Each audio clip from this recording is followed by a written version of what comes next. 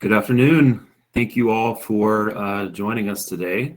We appreciate the time you've taken out of your day to join us and have a conversation about AI in test preparation. My name is Sean Gasperson. I'm the AVP of Assessment Services with PSI. I've been with the company about 3 years and look forward to presenting to you all today with my colleague, Jeremy. Jeremy. Thanks, Sean. Hi, everyone. My name is Jeremy Carter. I'm the CEO at a company called Sentira. We're an immersive learning and assessment company based in the UK. I've worked in the assessment industry for about 25 years now, and now bringing that experience into sort of virtual reality and immersive learning. Well, thank you all very much. The title of our presentation is Human and AI in Harmony, Redefining Practice Test Development with Feedback, Avatars, and Simulation. I'd like to talk to you kind of about how we've approached applying AI to practice and prep development in our organizations, some of the things that we've learned, and here's some questions that you have about our processes and what we've done. So we'll dive right in. Before we begin and kind of get into our own kind of solutions and how we've applied this, we wanted to kind of give an overview of some of the considerations that went into that we had to keep in mind as we develop these capabilities. So, we are applying AI to practice and prep materials and solutions. And so, yes, it may be kind of lower stakes than an operational high stakes exam. However, it's important to keep these tenets in mind because people are going through these assessments and making inferences about themselves and their test readiness. So it is very important to them. And thus, as we went through this, kind of maintenance of human oversight was critical, keeping subject matter experts, psychometricians, test developers, AI developers in the loop and having oversight on the system construction and the content was a critical component as we developed these. Ensuring data confidentiality and security, right? So we're working with test taker data, interacting with AI systems, making sure that our content and the content of our test takers and their results are kept secure. Mitigating bias and ensuring fairness. So just like any other kind of assessment development process, ensuring that the way in which they are assessed, the questions that they are asked are accurate and fair and reliable. Because again, they are, going through these and identifying their strengths and weaknesses as they prepare and go through this learning experience to get ready for a high stakes test. And then transparency and disclosure. So ensuring that they're aware that we're using AI in this process to kind of gain that stakeholder buy-in. I think now, it's kind of expected to be just kind of part of our lives, how we interact with AI in various ways. And we're kind of really seeing the true power of how AI can interact, especially in these situations, to really prepare test takers for test day. So going through kind of PSI's journey in creating these capabilities, the setting is PSI's licensure examination. So we work with a number of states to develop content for various licensure industries, for example, real estate, insurance, etc. And we own a number of the exams and content in these settings. And that provided us an opportunity to create our own test prep and practice tests and learning opportunities for our candidates. And over the years, kind of the reason that we investigated developing these, other than, the pure strength of AI and the capabilities that I could offer, are the test taker needs. We listened to them. They wanted more content, more opportunities. People getting ready for high stakes tests always will want more opportunities to prepare and demonstrate their competence. They wanted an interactive learning experience. So there will always be a place for a static practice test as they go through this, but they wanted a way to interact with the references and the sources that they use to study and prepare for these tests. And then custom feedback that's based on their results. It's based on their test taker behavior as they go through these assessments to provide them with an individual tailored learning experience. So the history and evolution of PSI's offering here is really the result over the past couple of years. We started with, kind of static traditional practice tests, creating more practice tests, but we wanted a way that people could interact easily and efficiently with a great user interface system that could be multi-device. So with access to a computer or a mobile phone, how could they access their account and go through these development scenarios and assessments to get ready for test day. So that started with creating a mobile app, transitioning to developing flashcards, creating enhanced rationale and explanations for the items that we administer on our practice test, so they can understand why they received credit for a question, why they got a question wrong, to help power this to be a more formative experience than a summative experience. Developing custom study sessions based on how they performed on the test, based on how quickly they responded to items, based on how confident they were, as you'll see in just a minute.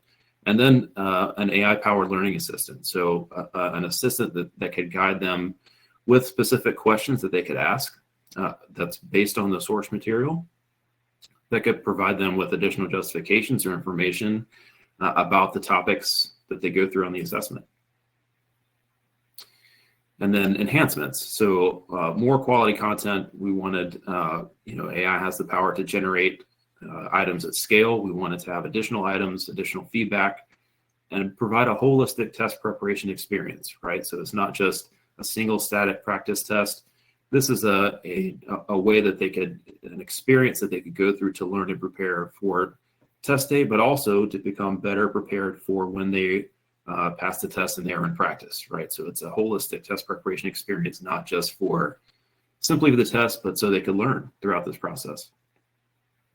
Gamification, so including leaderboards, avatars, custom avatars that make it a little more fun, that they could go through and gain experience points, and test taker satisfaction. So, providing this capability is only as useful as the test takers perceive it to be. And as much as they want to engage and stay engaged with the system, purchase additional learning packages, assessments, things like that. So we wanted to make sure that this was a good experience in a number of ways for our test takers.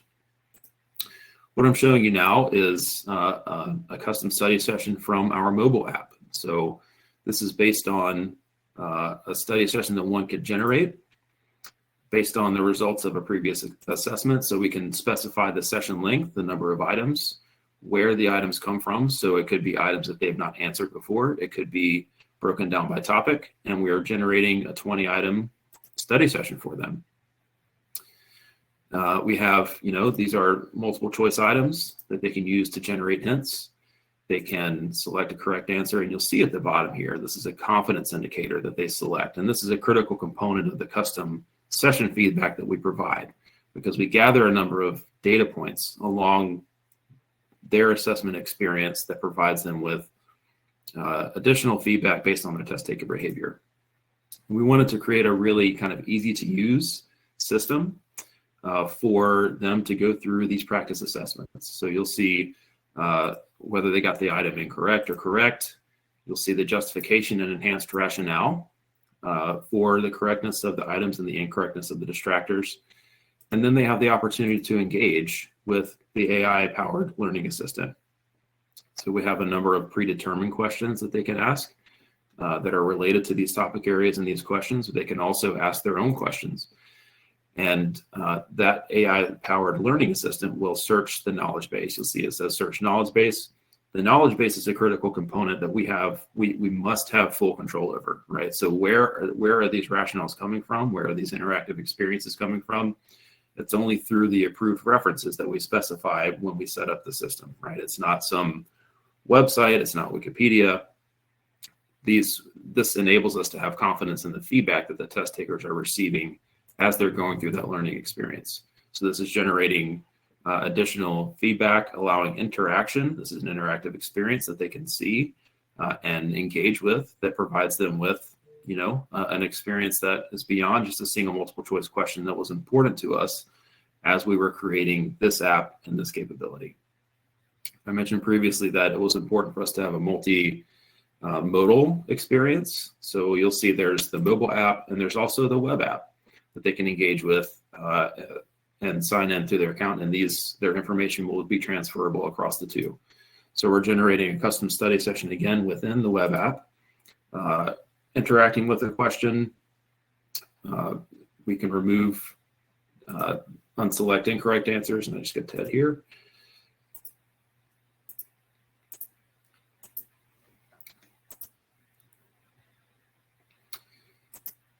And again, the confidence is important. And when we generate a custom feedback session from their performance on the custom study session, you'll see why. But they indicate their confidence level with this topic area. They engage with the AI learning assistant here to ask predetermined questions. They might want to ask their own follow-up questions. But this is all sourced based on the approved references that we provide within the system to ensure that the feedback that they get is accurate and defensible.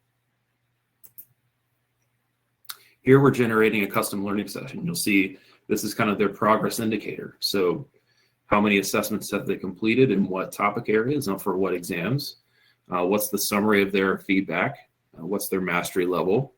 How is that broken down by topic?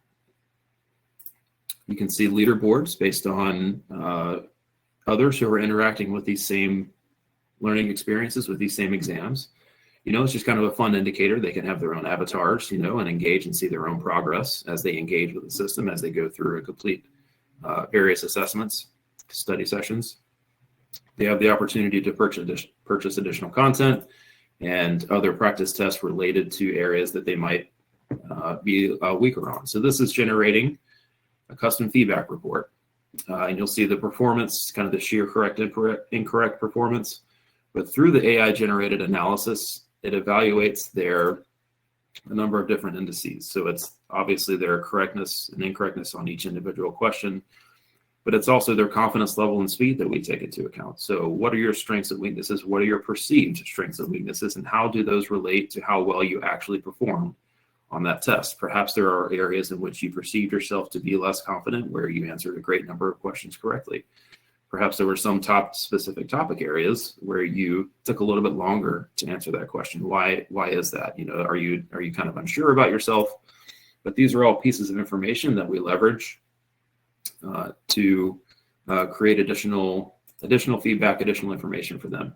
They can go through and review all the questions that they selected incorrect, to review the correct answers, and engage again with the AI learning assistant to see enhanced rationale, to see justifications for why the incorrect answers are incorrect based on the approved reference material. And this is just kind of going back and interfacing a practice test with our AI system to provide them with kind of an enhanced learning experience and prep experience.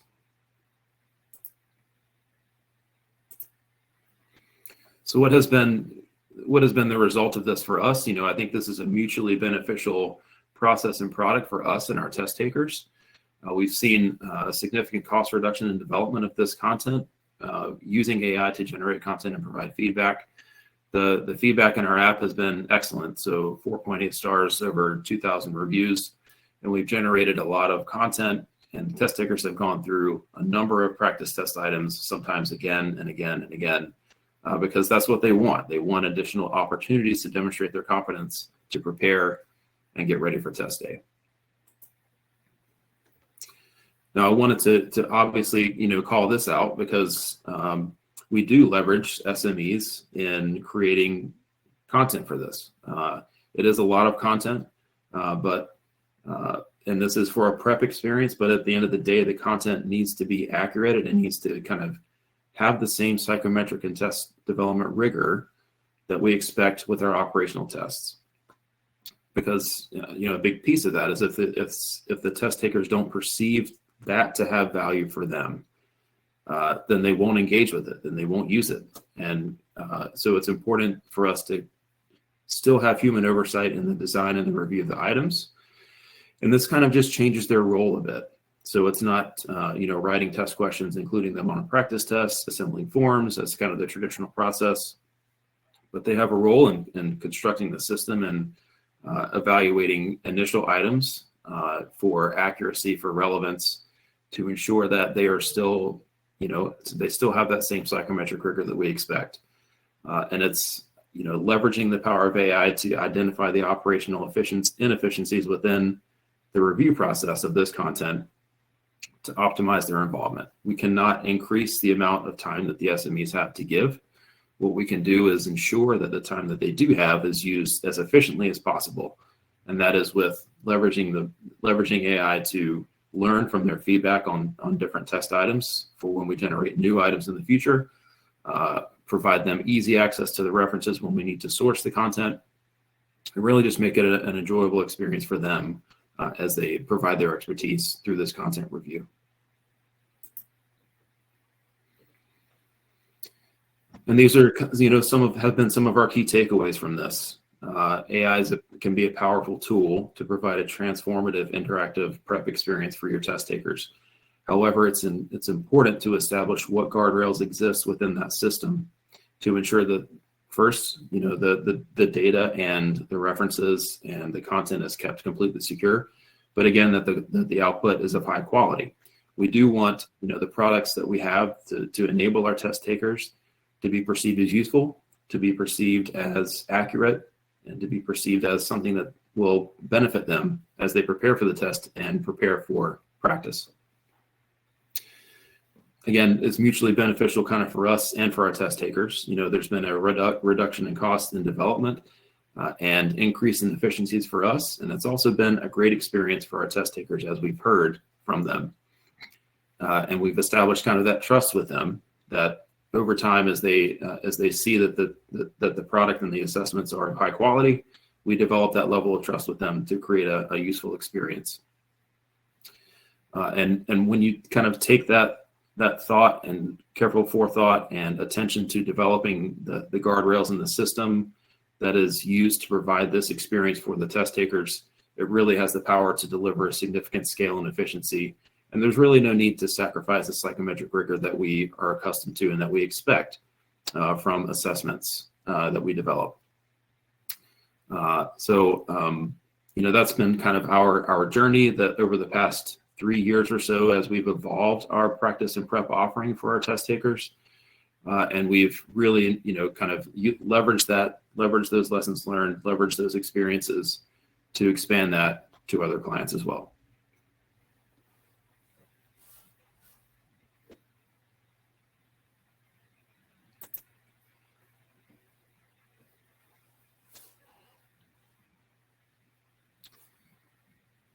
I'll just turn it over to Jeremy to talk about his AI-driven simulations. Thanks, Sean.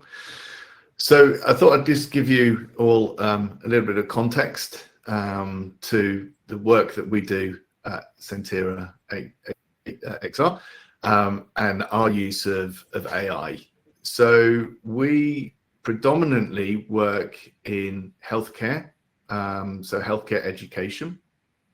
But it's important to kind of flag at this point that what you'll see here can also be applied into many different settings and scenarios, from construction to health and safety to personnel, HR, and law, and so on. And that's because the work that we do essentially involves simulating human interaction through AI-powered avatars and conversation.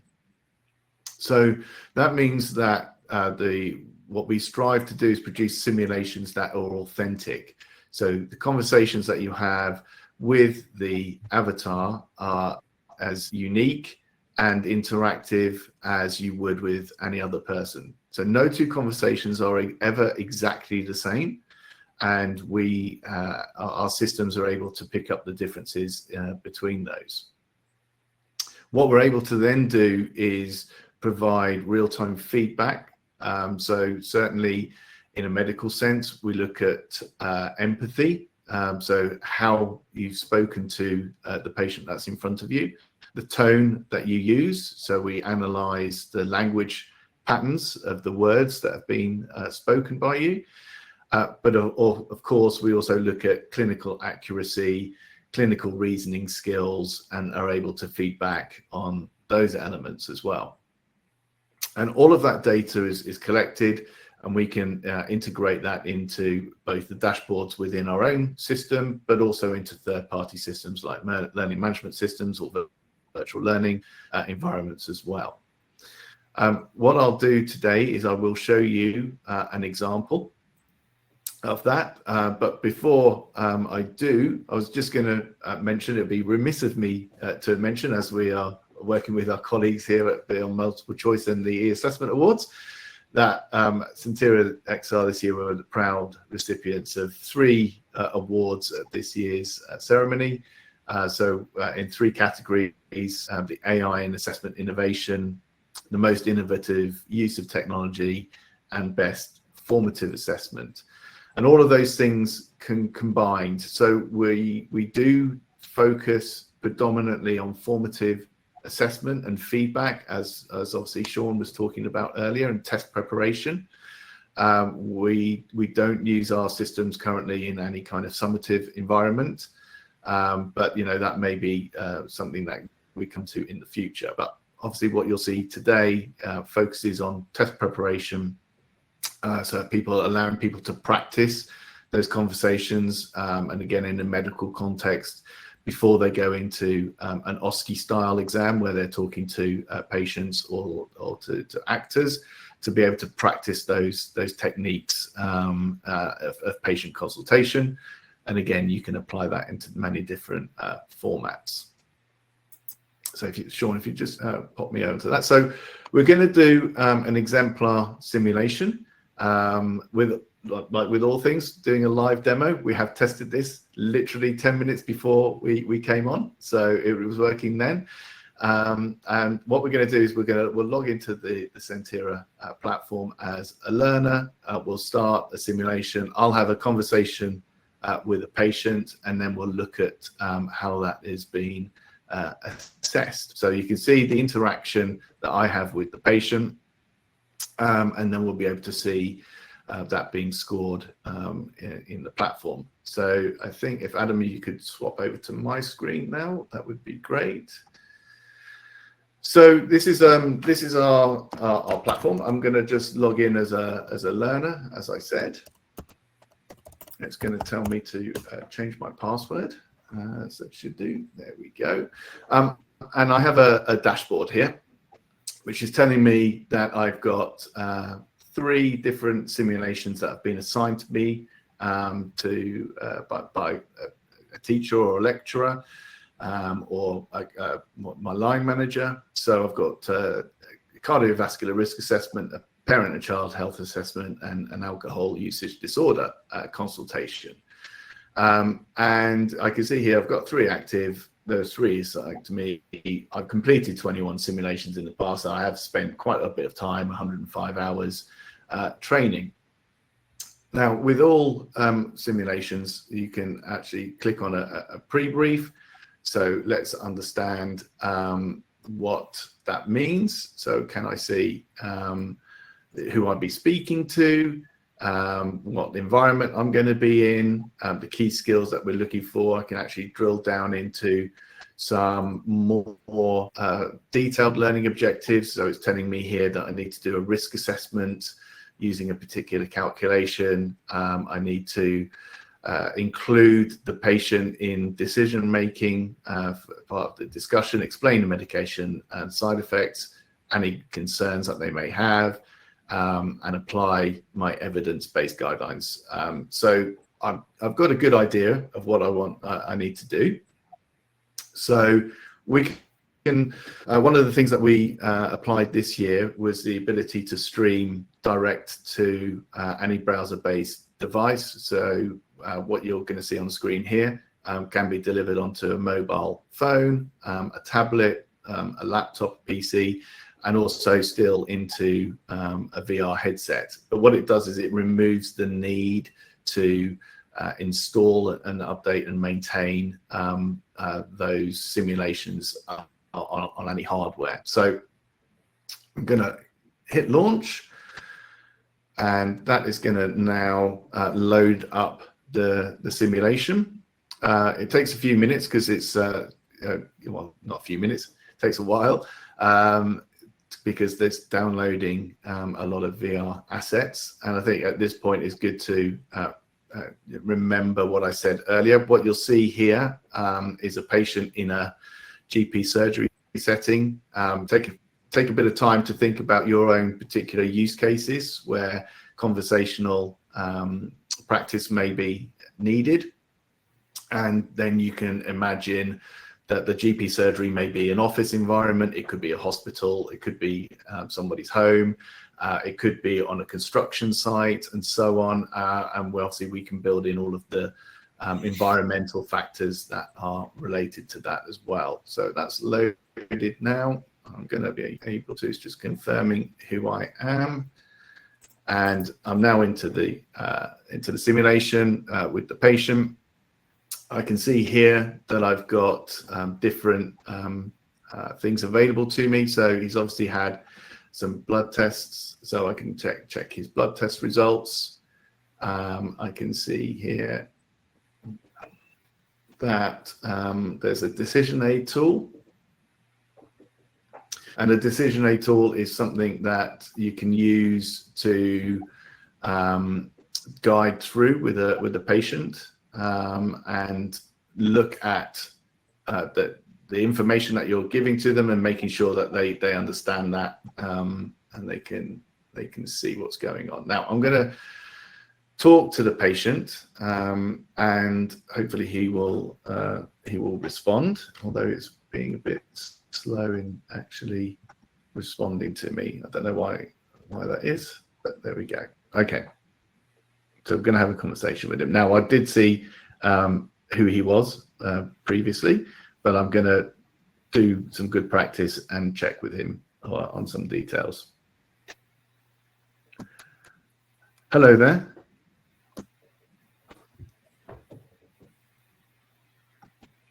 See, I knew this was going to happen because it seems to not be wanting to play.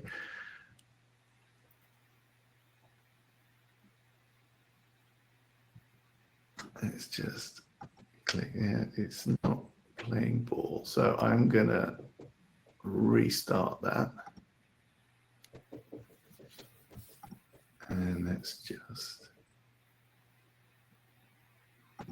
launch that. Okay. I'm just going to test it off screen for a second. And that is not playing ball. Okay. Okay. Hello there. Okay, right, we're on. Okay, so Adam, could you just go back to sharing my screen? Let's just go on to that. So I'm just want to share that screen. Okay. Okay, so he's back. Right.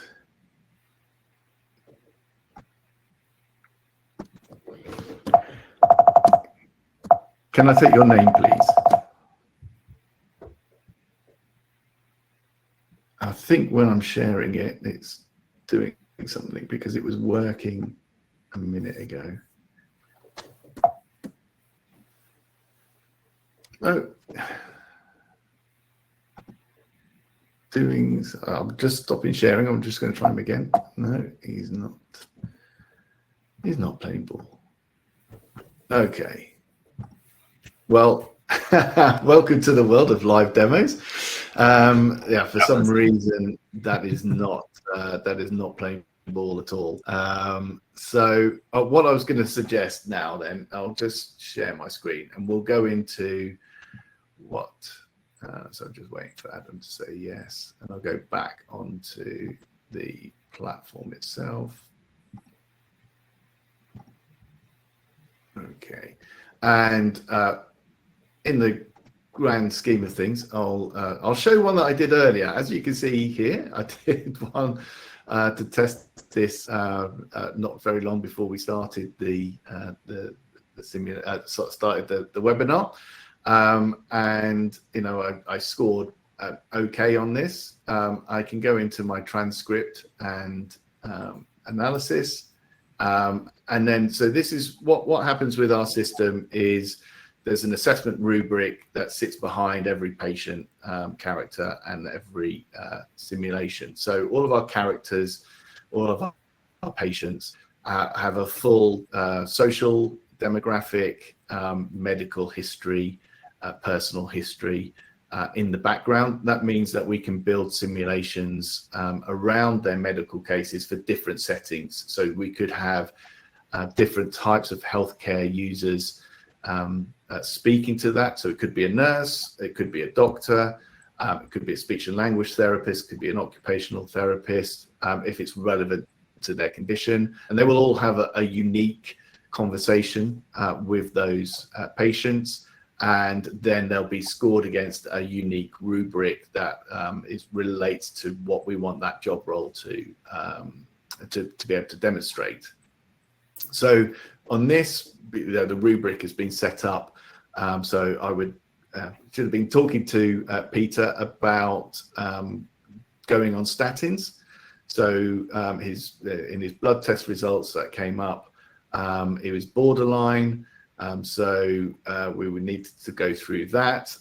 Now, Peter is actually very anxious about going on statins, so you have to uncover that. So he's not going to accept you just saying your blood pressure, or so your blood results show borderline cholesterol levels, you need to go on statins. He's not going to do that. You need to dig into the reasons why. Turns out he had a friend who got severe muscle pain from taking statins, so he doesn't really want to do it. And that's when the decision aid and the decision-making process with the patient comes in. So what I should have been doing is establishing that he was nervous, then taking him through the risks and the benefits. Eventually, he will agree to go on a trial. So he's never ever going to actually say, "Yeah, that's fine, doctor. I'm going to go onto the statins." He will always he'll only agree to doing a trial and coming back in 4 weeks to see if he's had any side effects. So in this practice one that I did this afternoon, you can see here that I did reasonably well. So I did speak to him for quite a long time. So I can see that here, if I go down to the transcript, so there were 69 interactions between us, and I can see here that I can just move through that. So I asked him his name, told me his name, asked his date of birth. So I've done all of the standard things that I should have done. But obviously, I've not gone through completely. I've obviously not aced this. He's only got a patient satisfaction score of 63 out of 100. So there's something behind that. My clinical accuracy wasn't really where I'd want it to be. So obviously, I'm missing some things here. So I can actually click onto our AI coaching assistant and have a look at that. And indeed, I can also look at the clinical analysis as well. So this is going to break it down. So why have I scored particularly on this? So this actually then looks at the rubric, and it also analyzes the transcript. So everything that I've said in this consultation is transcribed by the AI. And then we overlay that against the rubric, we do the marking, and then we do the analysis on the language patterns and so on. So, and we break that down into these areas for this particular assessment. So medical knowledge. So I had a solid understanding, but at times I was inaccurate, and I didn't fully explain about his Q risk score. So that's essentially a risk of having a heart attack, and what that risk reduction from statin use would be. And I think I touched on it. I said, if you take statins, it will reduce your risk by 5%. Clinical reasoning. So yes, I looked at logical. So I went through a logical process, but I didn't look at different diagnoses, and I didn't actually go into an assessment of risk factors for that particular individual based on his lifestyle and also his family history. So yeah, I was pretty good on safety, but I didn't look at red flags or complete the set of safety measures.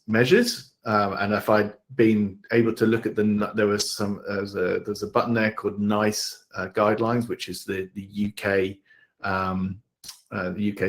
regulator, and then that would have shown me all of the information that I should have gone through in terms of safety. So if I'd done that in the consultation, then I would have scored higher. So I didn't ask about family history in this one. I didn't ask him if he had any allergies, or, you know, I discovered that he did have hypertension and had it for 5 years, but I didn't investigate whether there'd been any changes over that time. So all of those are factors which could influence the clinical outcome.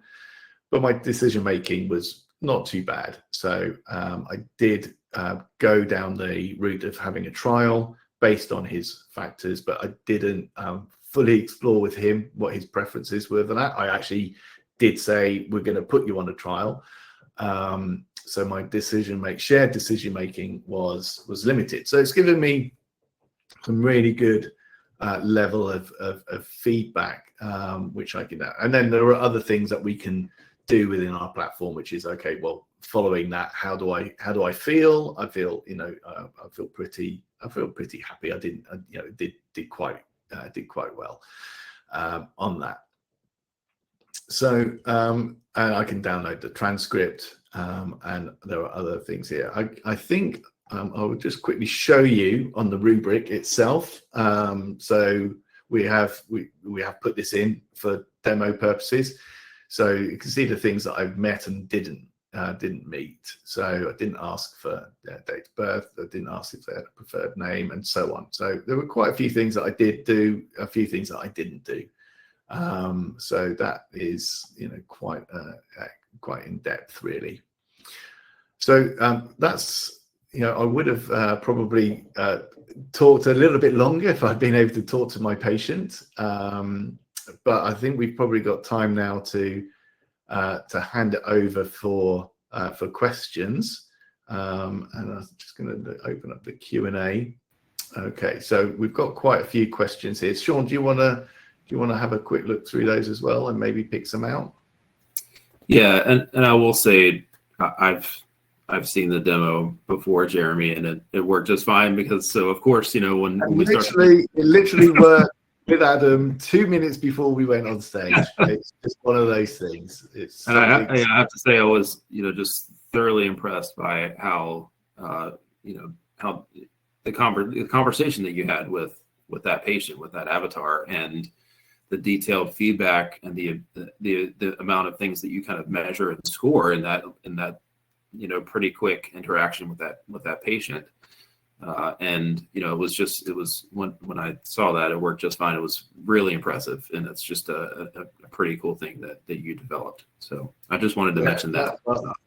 Thank you very much for that, Sean. I do appreciate it. It's always one of those things, you know, when you want to do a live demo. Sometimes the gremlins are just waiting for you to go live with it. So, but that's okay. Of course. Okay, so we've got a few questions here. Yeah, I'll take one here. It says, yeah, for exam prep or simulation, are the items specifically developed, or are they taken? Oh, thank you, Adam. Are they taken live from the live or retired item bank? How do you ensure that these items tasks are calibrated?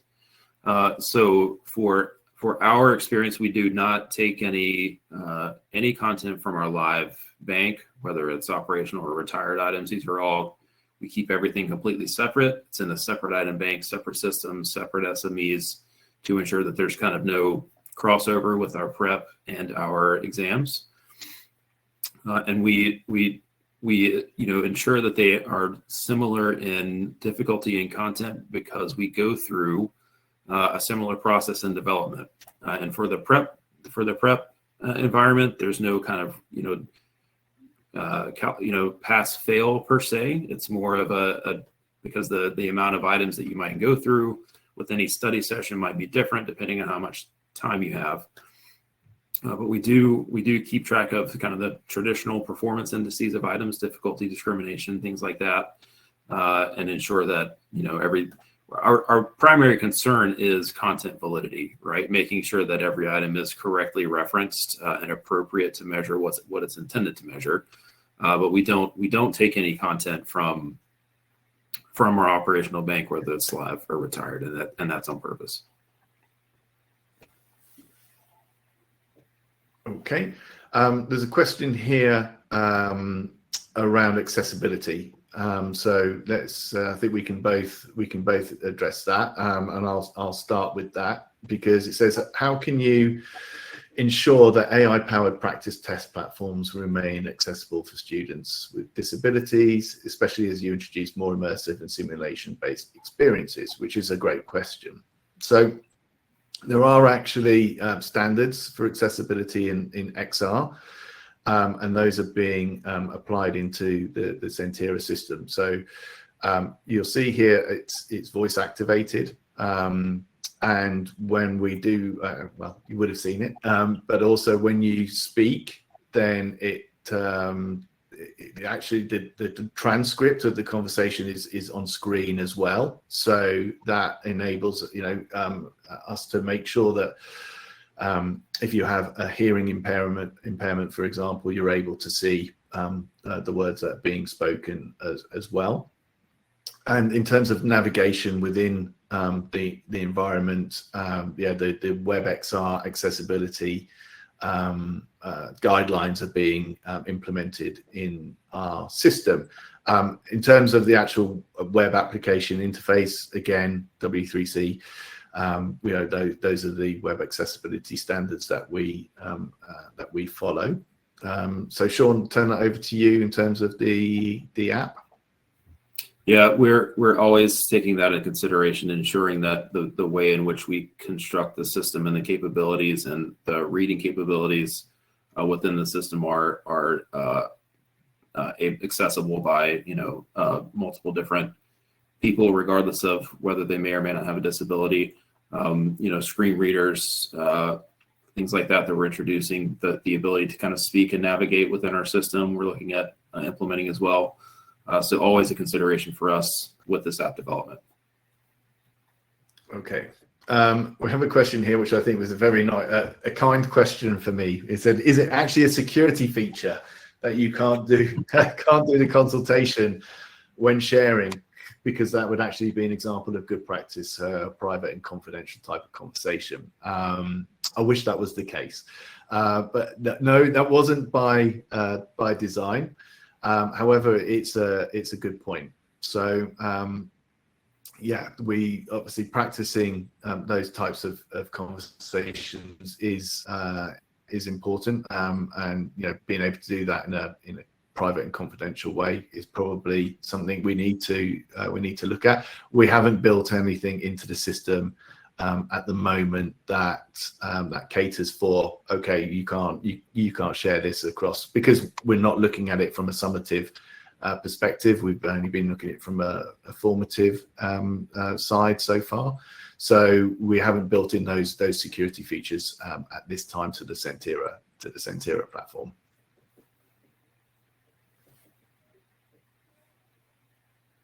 Sean, do you want to pick one? Yeah, let's see. With AI shaping more of the learning experience, how are you addressing issues of bias, fairness, and transparency so that every candidate can trust the feedback and opportunities the system provides? So this, for us in developing this prep content and really any AI content development, I could argue that the most critical component of that is establishing all the materials that are used to source the output that you might have, whether that's questions, whether that's feedback, whether that's the learning assistant, because we're controlling the source and intentionally limiting that to a specific set of rules and guidelines. Now that's it could be the test blueprint, it could be reference material, it could be anything that we use to justify the correctness of the question. But that's also what defines a high quality test item. So if you're training a subject matter expert to write a high quality test question, what types of things might you give that person? It's the way in which the STEM is written, the response options are written, and that's also defining what is a fair and valid and reliable question that's free of bias, right? That's how we would train people. We use materials to give them so that they can read and understand. We may even give them examples of items that displayed bias from a diff analysis in the past, just so that the entire system can understand what that means and establish what we call kind of guardrails for generating any sort of content after that. And so there's kind of the establishing the guardrails of the system that includes defining what fairness and bias and transparency is, and then also evaluating that later on after we get data from responses. Okay, thanks, Sean. From our side, I'll take that question as well. So yeah, it's not unfettered access into an AI model. It's very controlled. Also, we analyze the transcript of what's said against a very defined set of requirements. So that could from simple things like did the learner ask the patient's name? Did they ask for consent? Now, what we've learned over the last few years in building this is that that can be achieved, if you like, as a goal in hundreds of different ways. So people are able to ask that question very naturally to them, and our system will be able to identify if they've met that criteria. So we think actually that this brings in actually does bring in more fairness and more transparency and more balance to learners, because they're able to be completely authentic themselves in how they would speak to somebody, and the system is able to then take that and overlay it against a set of criteria, and then they will get the feedback that's based on that, and we prescribe the feedback. We're not allowing AI to go off into the ether and then decide on what it's going to say back to the learners. It's very controlled. So I think we're moving into an era where actually as we understand AI and its uses more, we're opening up that and we're providing fair, valid tests and feedback to learners. Okay. So Katerina's asked a question here. It seems that learning objectives you define are more learning outcomes and topics. And also, how did you decide on the weightings for different categories for the final score? Are they all equally important or not? I will say, essentially, or to finish that with, having said that, this is amazing. So thank you for that. At this stage, it is based around those learning outcomes.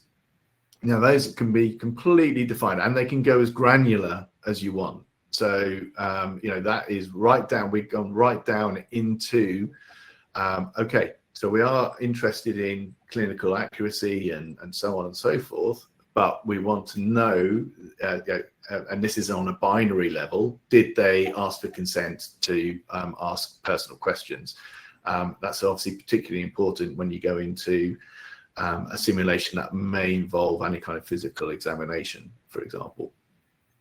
And yes, we can apply weightings for that as well. So the rubric can be a 0-1 score, or it can be a okay, they demonstrated along this level of competence. So there's complete flexibility in that. So we can weight different categories for a final score and provide feedback on that. We can also say, well, you might be brilliant across pretty much everything, but there are some critical parts of that you didn't, and therefore we wouldn't class you as a pass. And then providing that feedback to the learners as well. And obviously, as we talked about, this the setting for this is test preparation. So that's really important for them to know that, okay, I might have aced it on pretty much everything else, but the three critical parts that I need in order to gain this certification, 2 out of the 3, I messed up in that consultation. I didn't spot red flags, for example, and therefore I wouldn't have passed that had it been a real summative exam. So those things are really important for us to build into the assessment framework. Sean, I don't know if you want to comment on that as well. I think how I would address that is, all else equal, the content breakdown would be proportional to the blueprint, but really the goal is to have enough high quality content within each topic area that someone can do, study session after study session within a given topic area and have as much new content as possible. So generally we're looking at, hundreds of items across all topic areas. They may have the exact same amount, but they may not, but we want enough fresh, high quality content for test takers that may focus specific study sessions on a specific topic area based on their needs, and have that customizable for them. Okay, great. There's a question I definitely didn't want to miss out, which is a little bit higher up, which is from John, which is, where is the data stored? And so I think that was to both of us there. So from our side, I think the one thing I will say to start off with is that although people are speaking, we don't retain any of the voice data. So as soon as that session's ended, we don't retain any data about someone's voice. We don't have recordings of people's voices. We transcribe it, so speech to text, and that's the data that we then hold. We use AWS, so it's held within our AWS environment, and obviously hosted in I think predominantly in the US, but also obviously European servers as well. So we have to comply obviously with data protection and data access legislation, which is obviously what we do. Sean, over to you. Yeah, for us, we operate in kind of a tenant-specific system. So we have a fully closed-loop system where we have content for a specific prep product or an exam, and we create new tenants for new examinations or new prep apps that we might get with our clients. And that's an important point that we are sure to stress, because it's kind of similar to a traditional item banking system where we would have different exams within the same system that must be kept separate from each other. And we need to provide that same assurance within a prep product environment. So we keep everything completely separate on a kind of a tenant base that we establish for new projects that's completely separate from any other exam or app that we might have with another exam and another client. Okay, there's a question here specifically to Sentira. It's obviously, so it's from Kelly. I like the formative approach for learner development in healthcare. Endless possibilities for application for training and development in K-12. Has this been considered? The short answer to that is no, not yet. But as I mentioned at the beginning, please look at and think about the different applications for this type of thing. We have looked at use cases such as in history learning, being in I'll give an example of one of the use cases we looked at, which was being in Churchill's war room during the Second World War, and being able to actually have a conversation with Churchill about particular decisions that he's made, or the war cabinet made at a particular point in time, and being in the room, in the environment in which that was done, and being able to talk to the character that did that. We feel that obviously that's a great opportunity for learning and to be able to take on board information and then answer obviously questions about it later. So yeah, there are plenty of applications beyond healthcare. At the moment, in terms of our capabilities of doing that, it's down to what people would like from us at this point. So if anybody wants to talk to us about that, then please obviously feel free to get in touch. I will say, Jeremy, that when I first saw the demo, that's kind of immediately where my mind went, because now the immense possibilities and capabilities of, you know, direct skills assessments that, like you said, in an OSCE-based environment previously, where you would need people, you know, raters. It's just a huge operation to set up an in-person kind of assessment where you're measuring soft skills, or, you know, and now this provides scalability to a degree we haven't really, you know, seen before. So I think that's you know, what other settings could we apply this kind of this technology? And it's really the possibilities are kind of endless. Yeah, that's true. It's true. Okay, I think we've got time for a couple of more. So somebody's asked here, so Louisa, is the licensing per school or student? Can a parent get a solution outside of the school system for formative assessments? I'll hand that one over to you, Sean, first. Yes. So we would, as we've developed prep and apps with clients, we would set up, we can set up a number of different agreement models with them. So it could be, you know, delivering a practice test. The test taker would pay a certain fee for the test, and an additional cost for a larger prep offering that we may engage with the revenue share model with a client. It's really kind of flexible based on their needs, the test taker's expectations. But we would establish, you know, an agreement or relationship with an organization that provides practice or prep tools to their test takers, and then we can integrate kind of directly with their site. What we do is kind of brand the app so that it's not really PSI branded per se. It's branded to that organization that the test takers are used to, so it's familiar and comfortable. And we can direct, you know, if they have an LMS system within their site that they want to redirect to the web-based app, for example, we can customize kind of anything, the look and feel, including the content with our clients. And from our side, I think it's a very similar answer to that. So, you know, our model is generally with the organization that is delivering the assessment or the learning, and how they choose to make that available is up to them.